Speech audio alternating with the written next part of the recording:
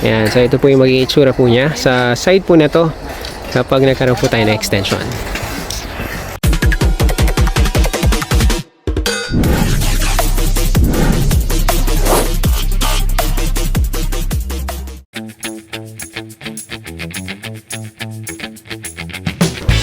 Paalang araw po sa bawat isa. Welcome back po sa ating channel and welcome back po sa Blessed Builders. Mga ka-Blessed, nandito po tayo ngayon sa site po natin sa Beverly Place, Pampanga. Mag-check po tayo ng update. At the moment, ka-Blessed, okay na po yung structural po natin sa mismong bahay. Yan, okay na po, nakapag-plaster na po tayo. Yan, may ilang portion na lang po na hindi na-plaster itong sa harapan. Pero mostly po sa loob po, sa labas po ng bahay, okay na po yung plaster po natin. Tapos yung pong roofing po natin, ongoing na rin po yung mga trusses po natin na naka-frame na po. Ayan o. Ayan, tapos nag-excavate na po tayo dito sa portion po na to, since meron po tayong firewall dito sa portion po na to.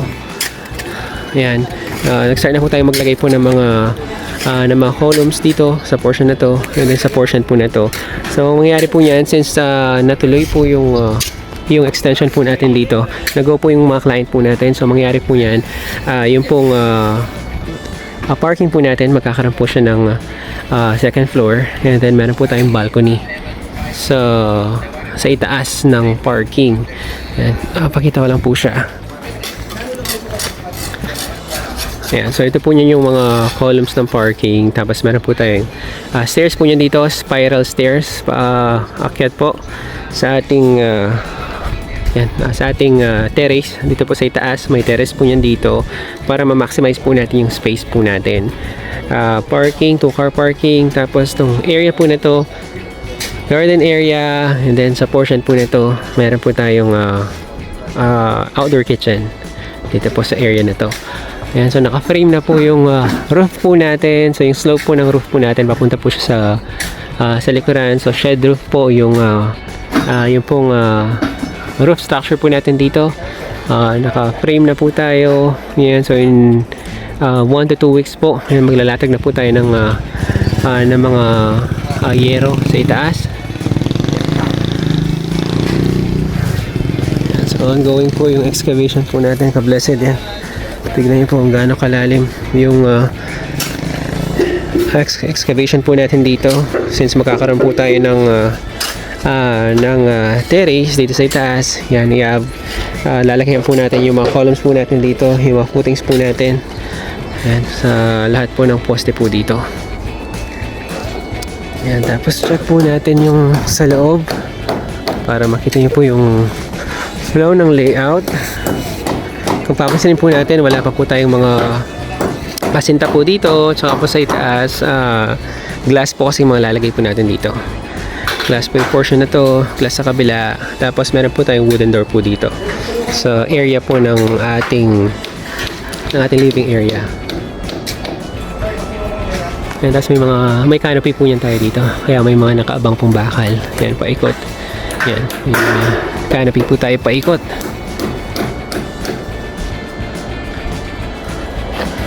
Yan, tingnan po natin yung sa loob.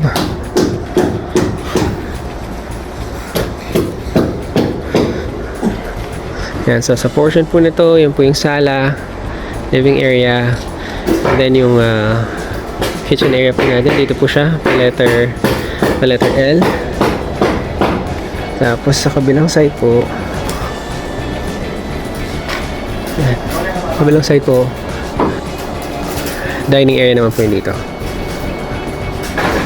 And then since ito po yung retirement house, ito po yung masters po natin, nandito po siya sa ground floor.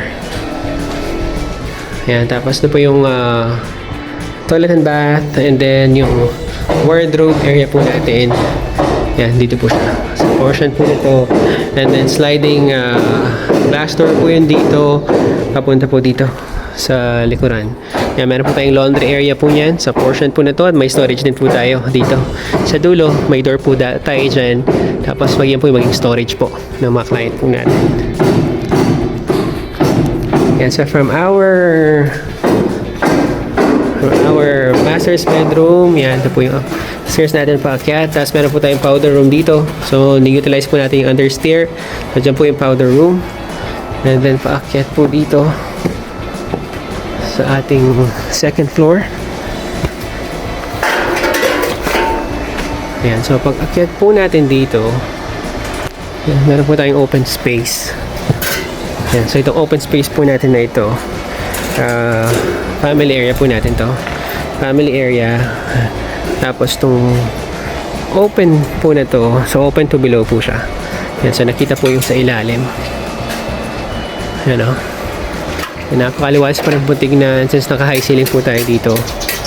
Yan, so ongoing po yung pagka-trusses po natin. Yan, after po matapos ng mga trusses po natin, yan, spray paint po natin yan. Yung trusses po natin before po tayo maglatag ng mga yero. Yan, tapos yung dalawang bedrooms po natin, nandito po siya. Yan. Bedroom 1, dito po sa itaas. And then yung bedroom 2 po natin. Yan, tapos water test, leak test. Yan, meron po tubig. Making sure po na waterproof po na maayos yung bathroom po natin dito sa second floor.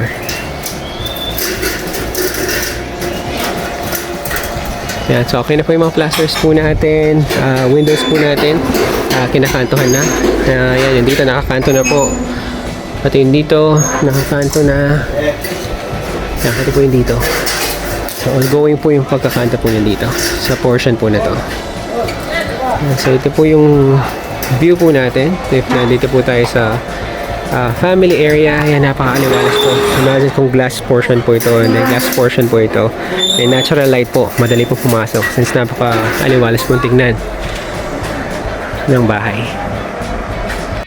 Mga ka-blessed, ito naman po yung view po natin if nandito po tayo sa right side portion po ng bahay. Yan, ito po yung view po niya.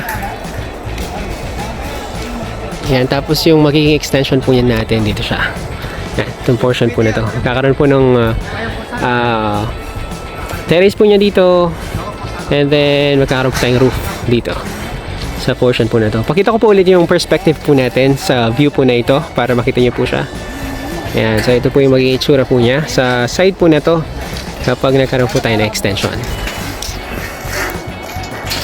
Yan, so ka-blessed, yan po muna yung pinakahuling update po natin dito po sa site po natin sa Beverly Place, Pampanga. Ayan, maraming salamat po for tuning in sa ating pong vlog ngayong araw. Mag-ingat po tayong lahat at pagpalain po tayo ng Panginoon.